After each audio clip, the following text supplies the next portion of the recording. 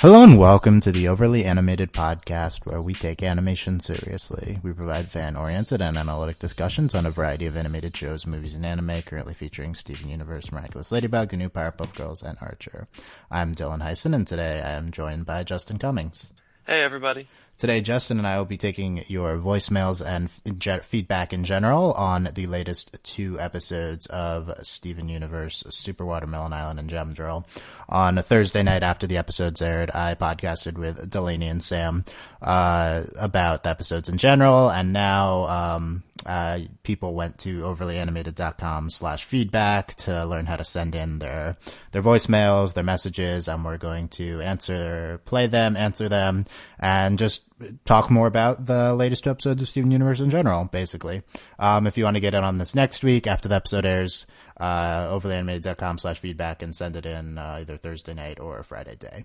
So, overlyanimated.com in general, search for the Overly Animated Podcast on iTunes or your favorite podcatcher. You can subscribe to our Steven Universe only feed, lots of stuff. Let's get right into our feedback. But first things first, Justin, we have not heard your take on anything yet. We have not. Yeah. What's your general overview on Super Watermelon Island and Gem Drill? I thought it was a very strong, I'm going to call it a season premiere, because Sure. that's what they're calling it. So Yeah. I thought it was very, very strong in that capacity. I thought it kind of tied together all the stuff from last season so we can kind of move forward now. And honestly, it was funnier than I thought it would be. I thought they were going to focus more on the serious, but the dialogue, especially Peridot, was on point the entire half hour. Yeah, I mean, Peridot just ran away with it. Like, we're gonna go through. I've selected 12 sound clips to play at some point from the new episodes, and it's like 10 or 9 are Peridot, even though she was not in the first episode that much. Yeah. What was your take on which episode was better, or they just were both very good? Personally, I prefer Gem Drill, but I think part of that's due to the Peridot exposition we got a bit on her backstory. Yeah. But I really liked what we got with the Watermelon Stevens, because I like a lot of the more low-key episodes from early on. So seeing the Watermelon Stevens come back, seeing that community, I thought that was pretty cool. Yeah, I think both were, I think, pretty strong. Yeah. We had some debate over Gem Drill. We'll get to that on the previous podcast. I should mention that this is our first voicemail type podcast. This idea was blatantly stolen from Rob Sesternino at robhasawebsite.com and postshowrecaps.com. We have been doing voicemails for a while on From the Spirit World, the podcast that we did before this. So it's not like I've had that idea, but I never thought to separate them. So I got that from Rob. So shout out. Let's get right into your guys' feedback. I've tried to categorize it by topic. There's a few specific topics we're going into. I think we're going to start with general episode impressions. And let's turn to patron Andy for our first voicemail. Once I get it working. Okay. Hey, this is Andy Potter. I really liked Super Watermelon Island, but I felt it was 2 episodes smushed together and felt very rushed. There was this really cute Watermelon Island part and this really cool Malachite fight part. And my question for you is, do you think the show would benefit from having episodes where Steven's perspective isn't required? Like, this episode could have just been Pearl, Amethyst, and Garnet going after Malachite, and we can save the Watermelon Island stuff for later. Cool. So thanks to patron Andy. We got a lot of voicemails from our patrons here. Patreon.com/overlyanimated. Shout out to that. So kind of 2 questions from Andy here. One is is Super Watermelon Island 2 separate episodes? We had the Watermelon Stevens, and then we had the Malachite Alexandrite fight. And then let's start with that, and then we'll get to the second point. I think if this was season 1, we would have gotten 2 separate episodes. But I think the show at this point is trying to not just give us Beach City stuff, or as close as Watermelon Stevens are, but it's trying to combine everything together. So I think it works as 1 episode, but only at this point in the show. Yeah, I think that's true. We've been doing a lot more recently, and recent episodes have a lot going on. I do think it did feel a little weird. Mm-hmm. There was so much in there. Just having just this one of the most epic fights on the show contrasted with this watermelon society. I think it kind of blended together well, but I could see it being a little disparate, and probably one of the reasons why the episode maybe doesn't come together as well as Gem Drill. Although, that's very subjective. It's a lovely community. It is a lovely community, yeah. That was a great line read. Steven's voice actor, yeah. It's and I think the second part of Andy's question is having episodes where Steven's perspective is required. So we've talked about this a lot, how the show has been jumping through kind of narrative loops to have like Steven there but not there. The show always has to have Steven in some capacity there to justify us seeing what's happening because the show is from Steven's perspective. But we saw in Log Date, the last episode before our most recent hiatus, that we saw Peridot only flashbacks through Steven listening to Peridot's recorder. And in this episode, we were able to see what was happening on Mask Island because Steven warged into Watermelon Steven. You did not just say warged. Warged into Watermelon Steven. And it's the second podcast in a row I've been on you with that you said warged. It's very topical now. Warging is very in vogue. And I think that's what he did, yeah. And he was able to witness and affect the events through being one of the Watermelon Stevens. Do you think this is hurting the show, having to so strictly stay to this Steven narrative requirement? At one point I did, because I thought it would be so cool to kind of break from it. But honestly, I think it's pushing them narratively. Like, they're having to come up with creative solutions to this. And I think I'd rather see these creative ideas as opposed to they break that rule one time. Because once they break that rule, it doesn't have to be from Steven's perspective. They can go to the complete other extreme of, like, Adventure Time, where we might get 10 episodes in a row and never see our main character.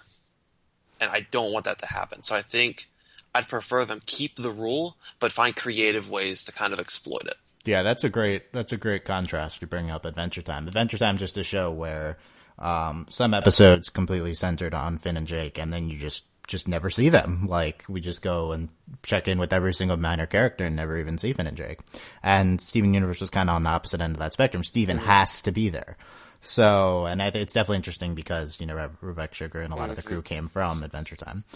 I do think that there's, like, good and bad. I think we're seeing the bad in this episode in that it provides narrative constraints that impact the storytelling. Like, I think maybe we'd ultimately have Steven here. Maybe we wouldn't. Maybe they would have done this anyway. But they're writing around it, and I think that's probably a bad thing.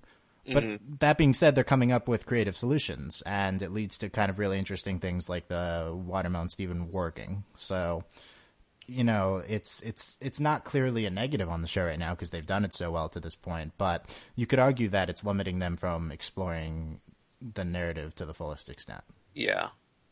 Part of me thinks, though, like you said, because a lot of the crew came from Adventure Time, they're almost doing this as an antithesis. Like, they want to show that you don't need to do that. Not like anything against Adventure Time, but just to show that they can work in both scenarios. Yeah, it's like rebelling against your parents type thing. Yeah. I could see it a little bit. I don't know. I don't think it's so clearly like a giant distinction, but it is very notable. Potentially earlier on in Adventure Time, we stuck with Finn and Jake a lot. I don't know if that might have been a more recent thing. I don't remember. Yeah, it is. They broke the last couple seasons, I think. Yeah. So, it's a tough question. There's no clear-cut answer on that. I think it's a topic we'll check in on. We haven't done it that much yet. Having Steven there grounds the show. Maybe it's a good requirement, but it is a narrative constraint.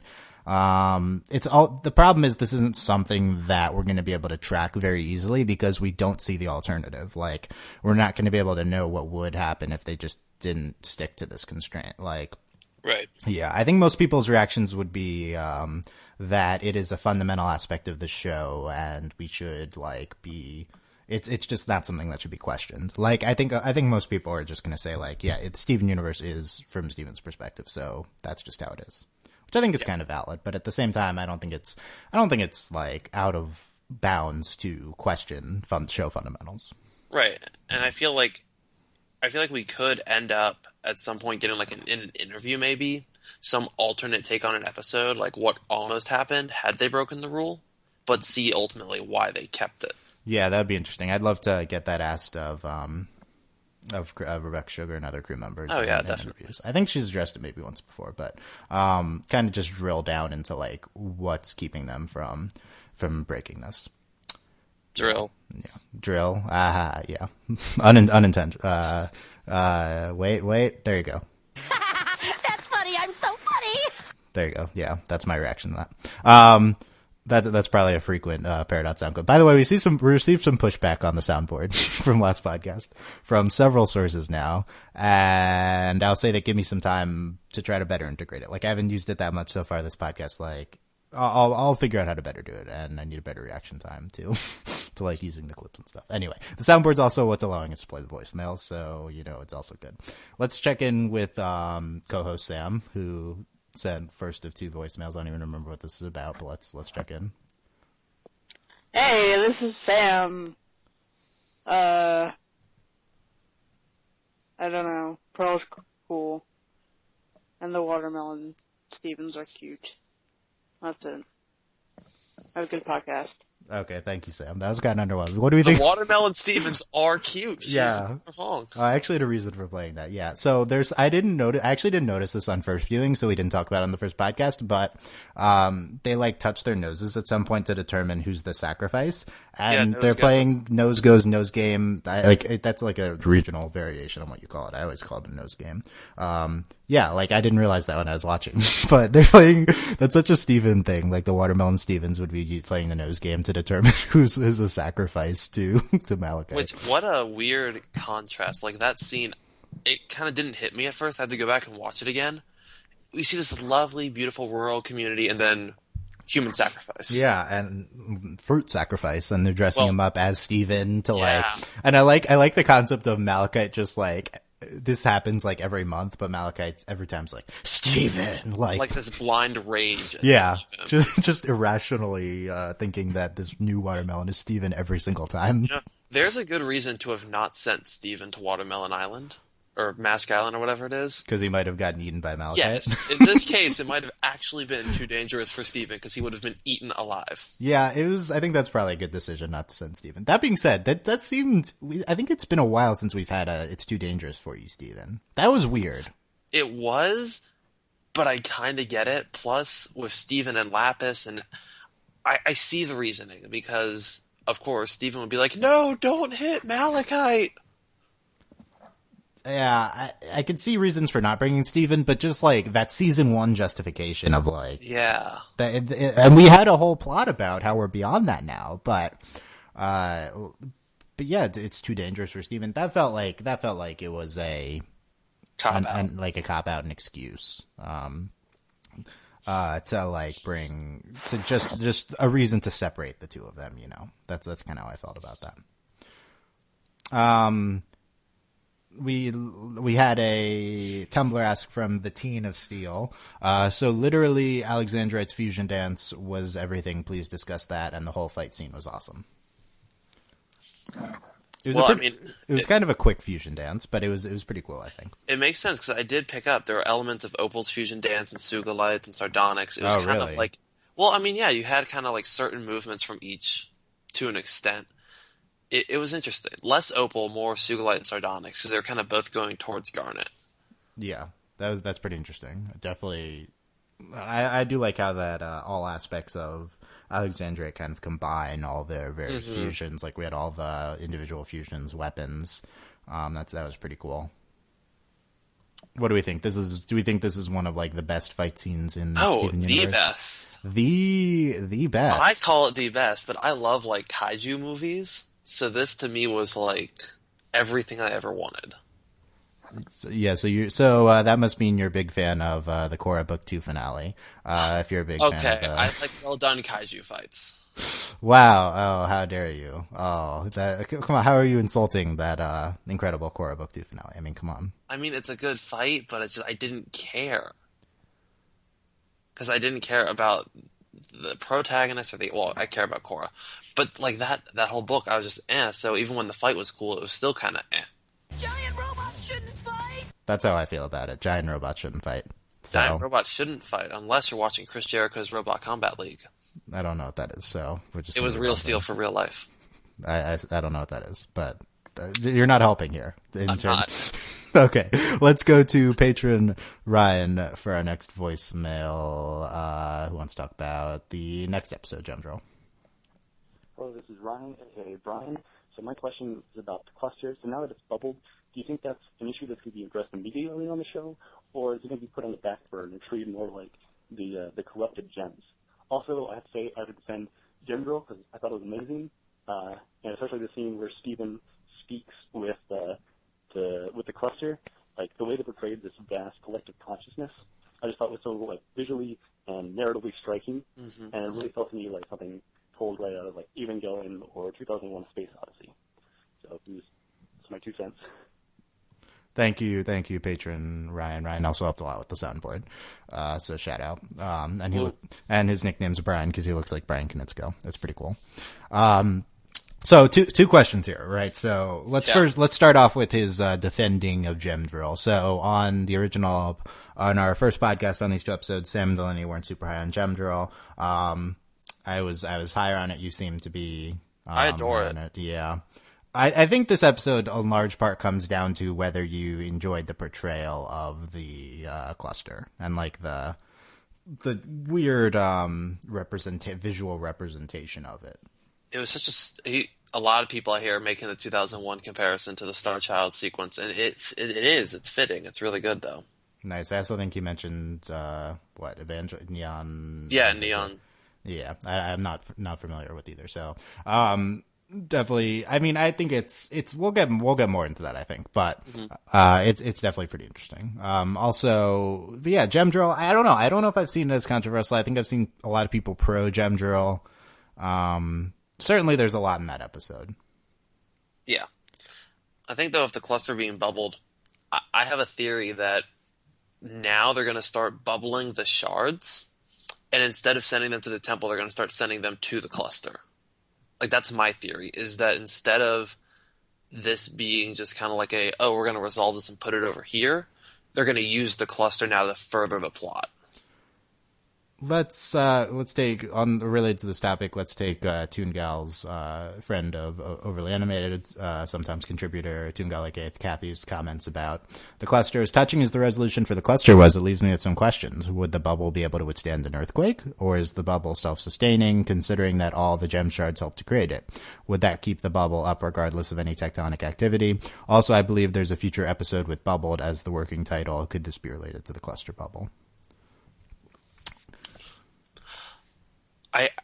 I'd like to think that it can withstand an earthquake. I don't, because it is like a magical bubble.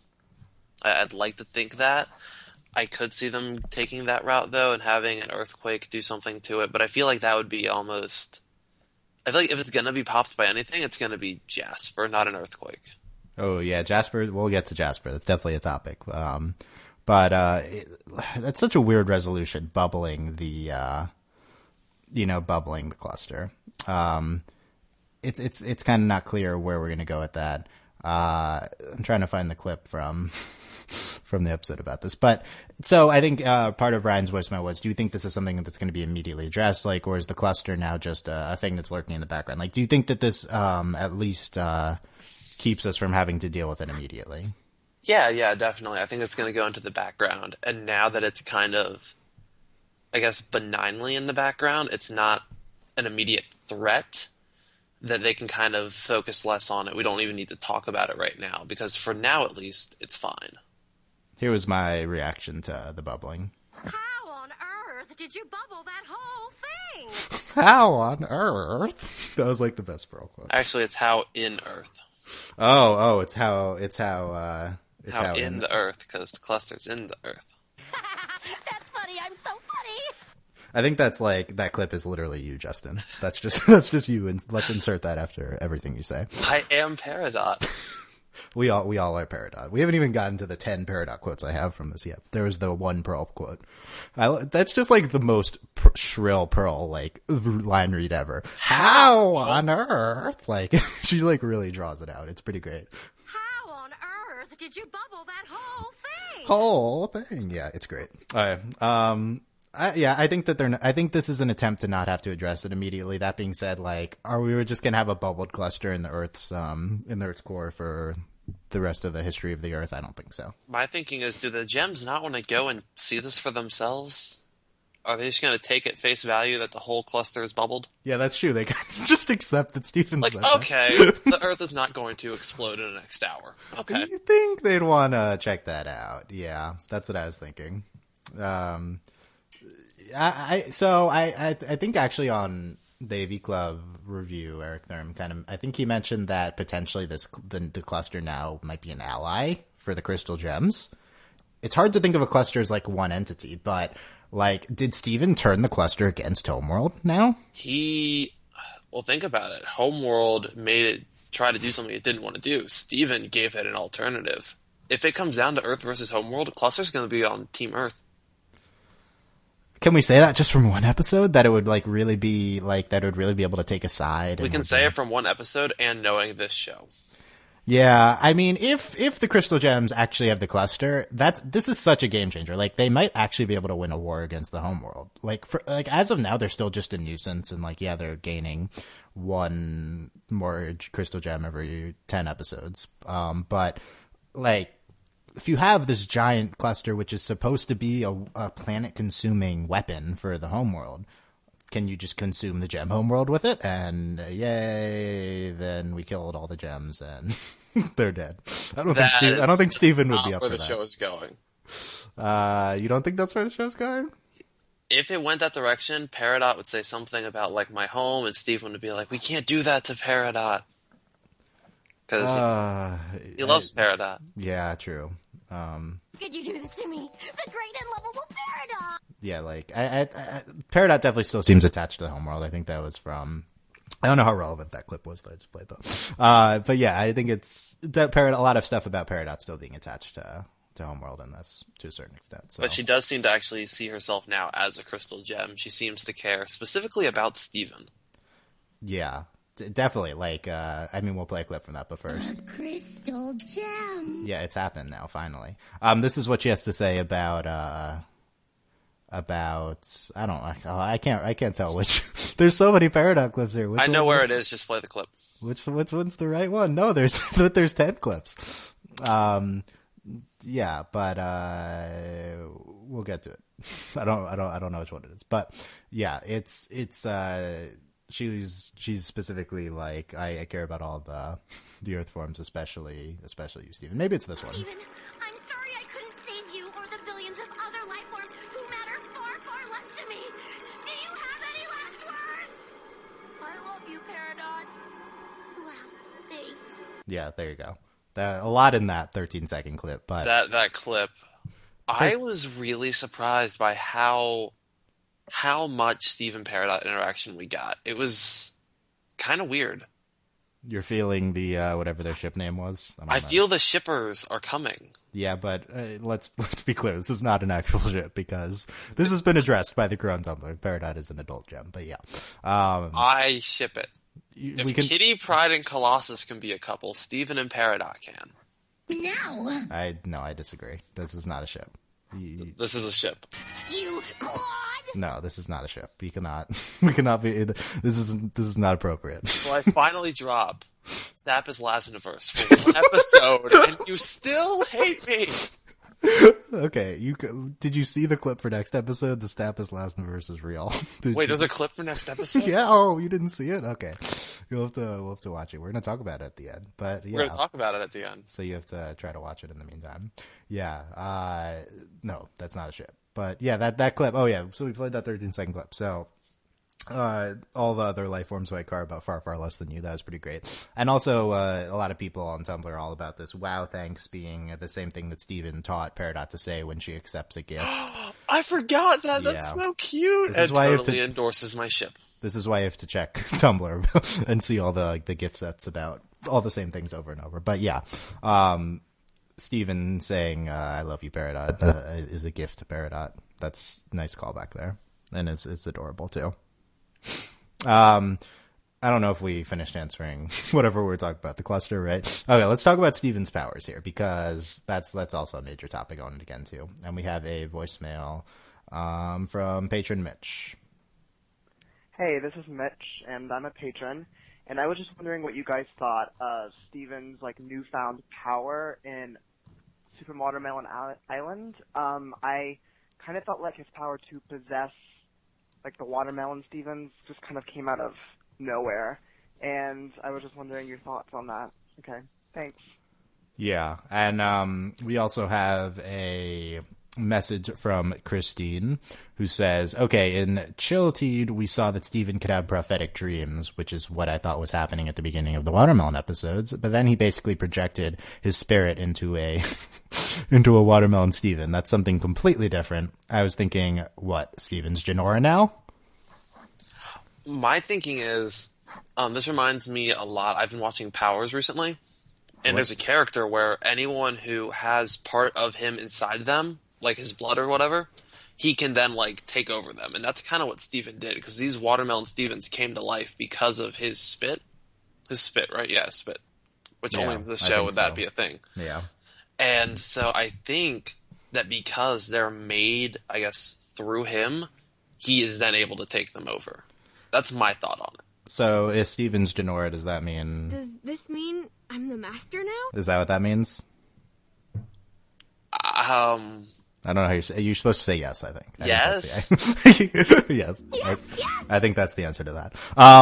So I don't think there's spirits in this show, but yeah, I think Steven's kind of astral projecting. Is that what's happening?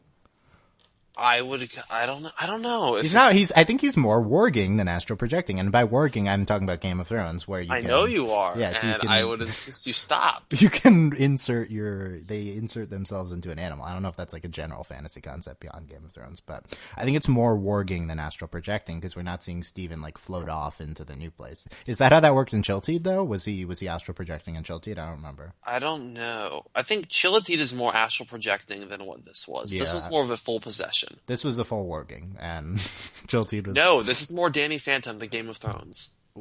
I don't remember enough to... Because he can, like, take over people. That's how it works in Game of Thrones, but it's only for animals, though. So And these are... And Hodor, but yeah. They are sapient. We need a Hodor sound clip, but yeah, so... I don't know. I don't know what's going on with this power. This is new information. Do we think that do we think that there was too much new information here? Not really, especially since they didn't ever explain it.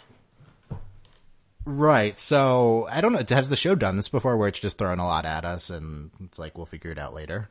Yes, anything Peridot ever says. Well, okay. I guess, kind of. We need to play more Peridot sound clips, but we can do that after this. But yeah, like, it is weird, because we see in two separate episodes Steven having powers beyond what we knew. Like, he had the thing in Chilteed, but like we said, that's more astral projected than warging, and then he warged in Super Watermelon, and then now in the next episode, who even knows what he's doing, right? Like, he's able to talk to the cluster. Like, where is he? What is he doing? What is enabling him to do this? Obviously his gem, but like... Could Rose do any of this? Do we know? That's not clear. No, we don't know. I don't know. Because they said Rose didn't create life, right? Like, I think they said that in the first Watermelon Steven episode. Yeah. I'm curious. So how does this relate to our previous roundtable discussion on how Rose and Steven relate, like, biologically, and how is Steven developing new powers from like, just being Rose's back gem? into that. Yeah, biology lesson. I don't know how it makes sense that Steven would have powers beyond Rose if he's just Rose's gem. Well, we forget the fifth element is heart. No, I reject that. No heart. No Captain Planet? Negatory. No, not happening. I need more of a concrete explanation than that. Okay, that's all I got, though. Yeah, there's nothing. There's nothing. Yeah, there's really nothing. What do you think? Okay, what's your interpretation of what Steven was doing in Gemdrill? Part of me, he was Janora-ing. That's the best word for it. But like, Janora, would Janora have been able to talk to the... Yes! The cluster? Would yes! I think so. I will make no such promises. I don't think she could have done that. She couldn't promise that. How is she able to just, like, go into the brain? What even is the brain of the cluster? Like, this makes no physical sense to me. Like, it obviously doesn't make sense in terms of, it wasn't a fit place in... I think that the key is going to be in the fact that what happened before he went, I guess, into the cluster. His gem glows, kind of overtakes his body, like the light does. Yeah. Then we next see him in the cluster, and from what we can tell, based on Peridot's reaction, he was unconscious. You know, I actually think this kind of makes sense with the warging. Like, I think if he wargs into the cluster, maybe he's able to communicate with, like, rather than take over the watermelon Steven, he's able to, like, occupy the mind of the cluster. I think it's a related concept. It's almost like he can put his mind into another gem. Which, like just the gem itself. Because we only ever see him in that, I guess, mental plane of a fusion. And the mind of a gem is the gem, right? So he's able to, like, insert himself into the gem itself, which is interesting. So I think that if we're looking at this in terms of how I conceive of gems, you know, as computers which are based in the gem, that his gem is able to, like, communicate over some telepathic Wi-Fi to the other gem and talk to it that way. Hashtag Steven is Wi-Fi? That might be the hashtag for the podcast. Yeah, Steven is Wi-Fi. But maybe that's Steven's powers, that he's able to, like, send out a network from his gem in order to communicate beyond his physical presence. I'm curious as to how the gem itself appears when Steven's inside its mind. What do you mean how it appears? Well, think about it. When he in Chilotide, when he was in basically in Malachite's fusion plane, is what I'm calling it for lack of a better word. The only people in there were Lapis, Steven, and Jasper. We assumed it was still looking like Malachite, but if Steven was also in there, had you seen Malachite from the outside, would it also have had attributes of Steven? I assume this has no physical manifestation. That would be my initial thought. Like, Peridot probably would have said something if there's, like, Steven faces on the cluster. Yeah, but if it's him appearing with millions, but that one hadn't formed. That's the difference. It's possible. The way you're thinking about it is pretty interesting. That he, like, inserts himself into a fusion. That's true. No, except for the Watermelon Steven, the other two have been fusions. Right, but the Watermelon Stevens are weird because they're already him, kind of. Right, so that might be a separate case.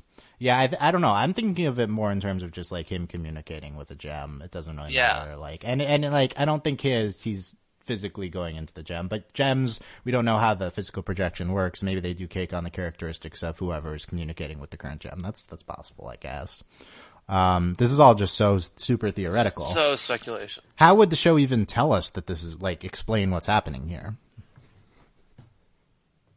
I don't know. They're gonna have to work on it. The best I can think, I don't know. Yeah, we'll see. Because we can't see it because it's not Steven's perspective. All I can think is they grab a Polaroid and just show Steven after he gets back, like, hey, we took a picture. You were in there. Yeah. Yeah, I mean, we're gonna have to figure out how. There's not too much point speculating. By the way, we're missing out on the general thing of what happened. Did you destroy the cluster? No, I talked to it. No, I talked to it. Which is so Steven. It's pretty stupid. It's also, like, the most Steven thing I've ever heard. Yeah. I don't know what's more Steven universe. Is Steven talking to the cluster or the gem or the watermelon family with the watermelon family? Yeah, that's the most Steven universe thing. But this is a close second. Is talking to the cluster. Even when there's not genders, gender norms are subverted. Exactly. Which I love. Can we talk about why the watermelon Stevens create their own gender norms? Like, I have a theory. No, you don't. I do have a theory. What's your theory? My theory is because it's only this one family that seems to have gender norms at all. So perhaps they got this idea, like they had some remnant, I guess, of an idea based on being based on Steven. They had some inkling of an idea of human culture, and they kind of just messed up or didn't like what it was. Yeah. Because think about it, only this one family shows any gendered attire. Aren't there other gems aren't there other watermelons that show gendered characteristics? Not really. Most of them were naked, except the elder. The elder, I think, exhibits female characteristics. That looked more eldery attire in general. Yeah, I guess so. Yeah, they could have just observed humans, and maybe only those three. Watched one episode of Camp Pining Hearts, and this happened. Yeah, the watermelons watched Camp Pining Hearts. That's what happened. Maybe they can talk to Peridot about that. Yeah, we haven't had a chance to play. It's subtext. Yeah, but I feel like that's going to be a frequent one. Whenever I speak. Yeah, that's how what you play after you speak to justify what you're saying. Yeah, it's subtext. All right, we got to talk about Jasper.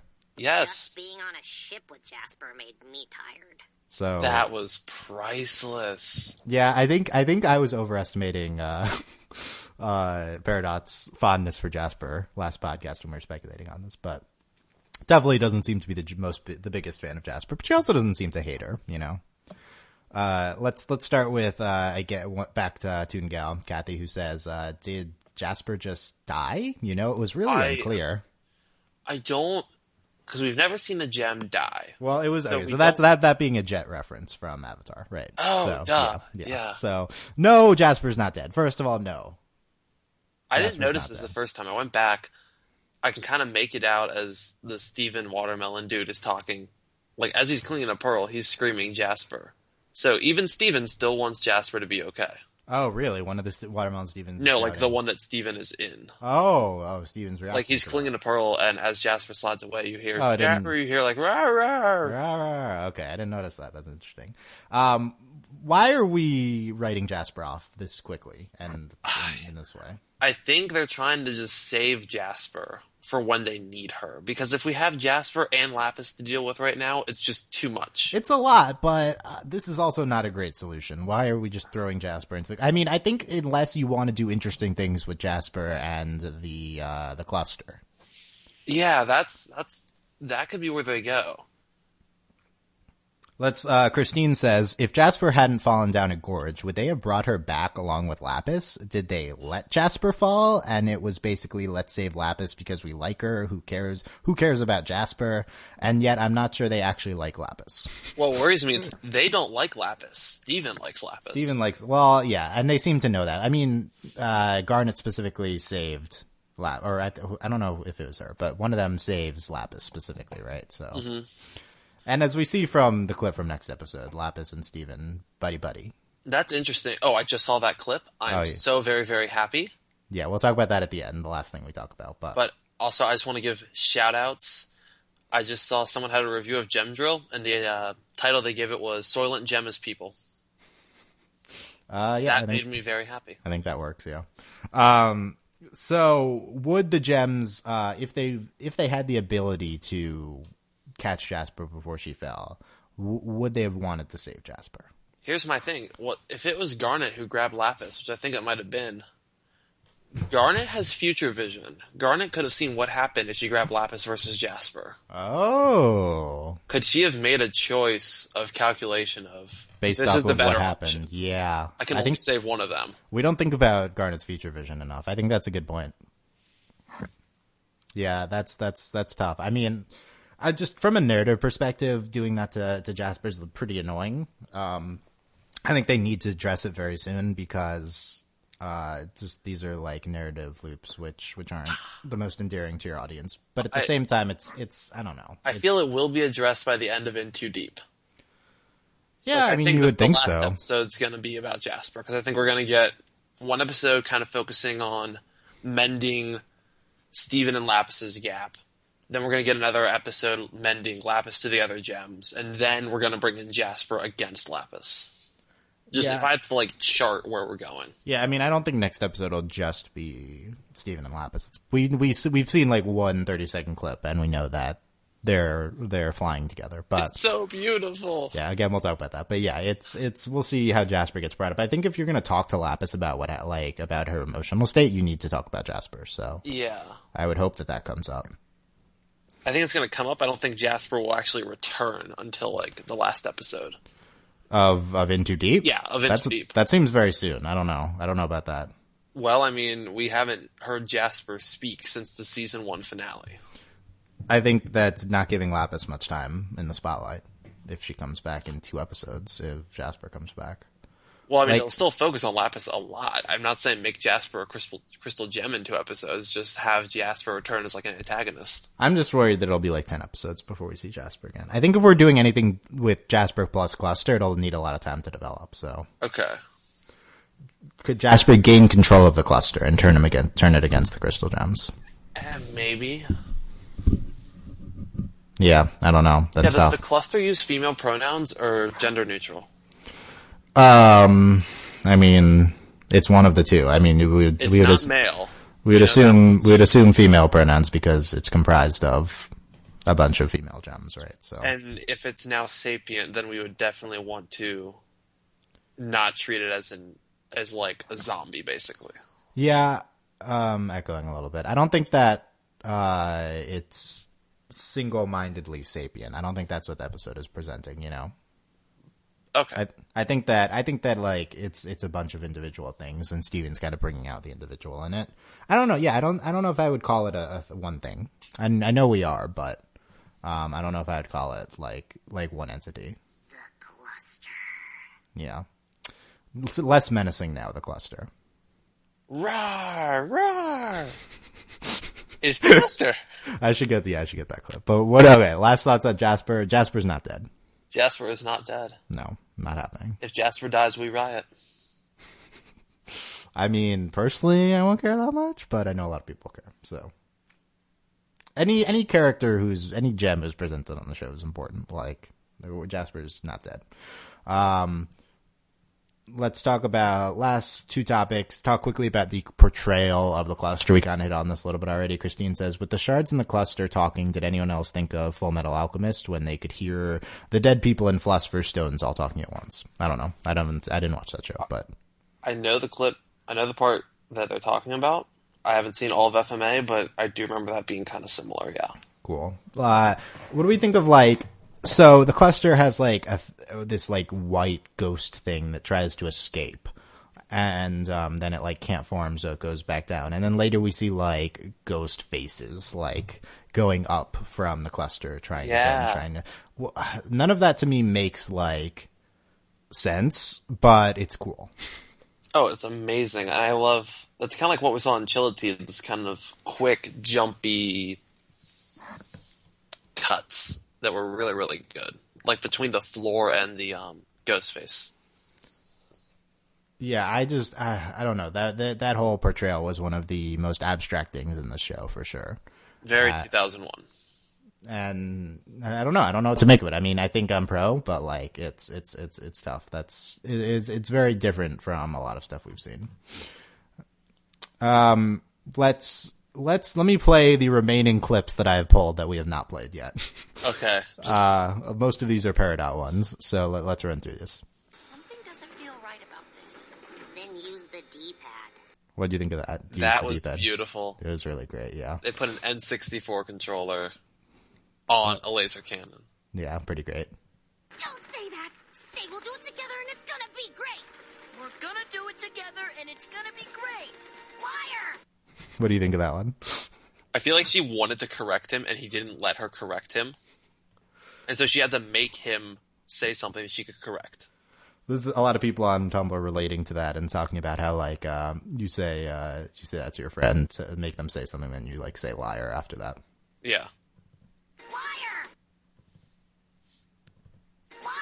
Liar! Okay, there's a lag between playing clips again. Yeah, I feel like that's we played the Wow Thanks clip. Let's play this one. Isn't that like your guys' thing? I love that one. That was so good. That's like right up there with the star quote. This one, I don't know. This is one of the best Peridot quotes. Rebel. Isn't that like your guys' thing? I don't know if I buy Peridot being like aware enough to make that type of joke. Like is she like societally aware enough? I don't know. I think so. Yeah, I guess so. We have this one. Wow, you're a real anarchist. Why does Peridot know what an anarchist is? true. Yeah, I don't know. Here's the next one. If you're done just lying there, maybe it's about time that we stop the world from ending! Stop the world from ending! Yeah. I love the way her voice cracks. Yeah. This is potentially even better. Am I the only one who understands the meaning of teamwork? That's just so good. Peridot saying, am I the only one that understands the meaning of teamwork? Like, just think about, like... Saying it to Steven. Of all saying it people. to Steven. It's so good. I love that. But that's how you know Peridot's, like, actually on board. talking about teamwork. Here we have our out-of-context quotes section of the podcast.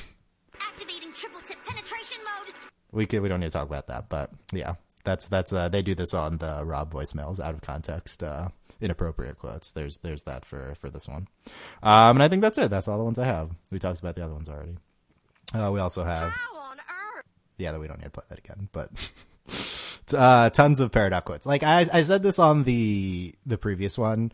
Like, I honestly think that Peridot might be too good, because when you have, like, 10 notable quotes in one episode, then kind of nothing is notable anymore. She's kind of becoming the Iroh of the show. Like, Yeah, as but far like, as just... she is, but like, she's there more and has more of a Yeah. presence, you know?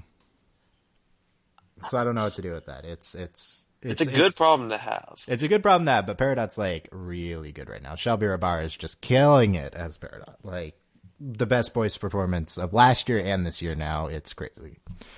Let's close by talking about there's a new clip from next episode of Lapis, or Steven riding on Lapis as they go around the world, seemingly. I had seen like a brief, like 2 seconds, because I think it was it Brazil maybe? It was another country. Another country had they had like a commercial for the upcoming season. Oh, really? And they had that brief clip of them like flying to a big city. Yeah. I thought it was going to be like we have to go and find this to do that. No, they're just flying. They're just having fun, and Lapis is happy. And Steven's happy, and she's happy, and Stapis Lazarus is happening, and I love it, and it's beautiful, and I love it. Happy Lapis is like, and first of all, no to Stapis Lazarus, but happy Lapis is like the best thing in the entire world. Like, I think I would want nothing more from the show. Something's going to happen next episode. It's going to be huge Stapis Lazarus. No, and I'm going to get on the feedback show, and I'm going to say I was right. I am the gemmiest gem at all. Stop with the Stapis Lazarus. That doesn't seem like a good idea. No, it's not a good idea. Like, no. But yeah, this is great. We have a voicemail from somewhere from Sam about Lapis. Hey, it's Sam.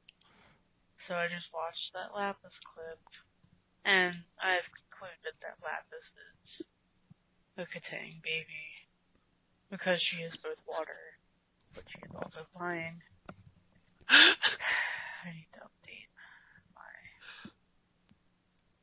my... Okay, so is Lapis a cloud baby? Yes or no? Yes. Yes, I think that's true. Ding. I need a bell. Ding, ding, ding. We are not turning into Rob as a podcast. No, we are. Slowly but surely morphing into them. Yes, yes! That's their bell. Yes, yes. Yes, Lapis is a cloud baby. I mean, we knew this about Lapis before, that she could fly and she has water wings. So, we saw Malachite fly, which props to Malachite for getting airborne. Yeah, I don't know how that happened. Seems too big to get airborne, yeah. With water. Yeah. But, does Lapis fit the realm? Is Lapis more of a cloud baby than Tenzin is? I'd say so. Oh man, that's really anti-Tenzin. I love Tenzin, I do. That doesn't seem like a good idea. Tenzin's not happy about that. I don't know. Tenzin has one of the greatest voice actors of all time, so you know. That's a little extreme. Okay, one of the greatest actors of all time. Yeah, he hasn't done that. Well, that's also extreme, but he's not done that much voice work. J.K. Simmons. J.K. Simmons is great, the Oscar-winning J.K. Simmons. But yeah, okay, I think that's wrapping it up. What else? What else we got in the soundboard? Do we need to play? I don't think anything. I mean, there's other stuff I haven't played yet, but it's good. What do you think of? Where do you think we're heading next in? What's the episode called? New World, whole new Same world? Old World. Same Old World. Oh, that's the opposite. Okay. I just realized something kind of funny about Peridot. She's the first evil gem, quote unquote evil, that we see turn good. This is similar. I made it 50 minutes. This is similar to the first Green Power Ranger, which was evil and turned good. Could this be a throwback? No. That's right, you dirt bombs. No, I'm not wrong. You're the dirt bomb. No, you said you wouldn't make a Power Rangers reference. I made it so long. You lied. I tried so hard. You lied. It didn't happen. I will make no such promises. That's you in the future. You can't make promises anymore. I'm not the first person to think of this. I promise. No, I think you were. I can't even respond. But yes, that's where are we heading in Same Old World? I don't know. Lapis is with Steven, and they're flying around, and it's great, and everything's happy. It's just going to be a fully happy episode, and it's just going to be happy Lapis, and that's what's going to happen, right? I found fan art of Peridot as the Green Ranger. I win. No, you didn't. I did! Oh, my goodness. Okay. Last thoughts, Justin, wrapping this up. Not about Power Rangers. My last thoughts. Okay, I'm Dylan Nice. That's Justin Cummings. Overlyanimated.com. You can find everything about the podcast. Subscribe to us. Search for the Overly Animated Podcast on iTunes, your favorite podcatcher. Thank you so much to our patrons who sent in voicemails. Voicemails are not restricted to patrons. I just bugged them on Facebook, so they sent them in. You can send them in next time by going to overlyanimated.com/feedback. There's a phone number you can call. You can call it from your phone. Very easy to leave a voicemail. Thank you to our patrons, Shayna, Mitch, Cordell, Beatrice, Nate, Andy, Jamie, John, I don't have the list up. John, Ryan, Catherine. Let me find the list. Hold on. Scroll. Yep, there you go. AKA, hey, nephew, Mitch, Cody, CB, Exchange, Nathan, Fillion, Buzz Lightyear, Mailman, Rich Rose, Johnny Bravo, Brian, and Cookie Cat. We'll be back on Thursday to talk about the next Steven Universe episode, Same Old World, and the next voicemails on either Friday or Saturday. Upcoming Overly Animated podcasts this weekend, coming out on Sunday. Delaney and I talking about tomorrow, talking about the latest, or not the latest, but an episode of Miraculous Ladybug as we continue to catch up. And that's it. Last thoughts, Justin. Not about I'm glad to be back. It's great to be here. I love talking with you guys. Yeah, that's good stuff. Good stuff from you on this one. Yay! I hope people will respond well to the. Let me know what you thought of the soundboard on this podcast. I think I used it better. Wubba lubba dub dub! I don't know if that's a requisite one. I don't know if you watch Rick and Morty, but I love Rick and Morty. Okay, good. That's my closing thought. I love Rick and Morty. If you have suggestions for the soundboard, you can message us anywhere, and we'll figure it out. So yeah, thanks for listening, guys, and we will see you next time. Bye. Bye.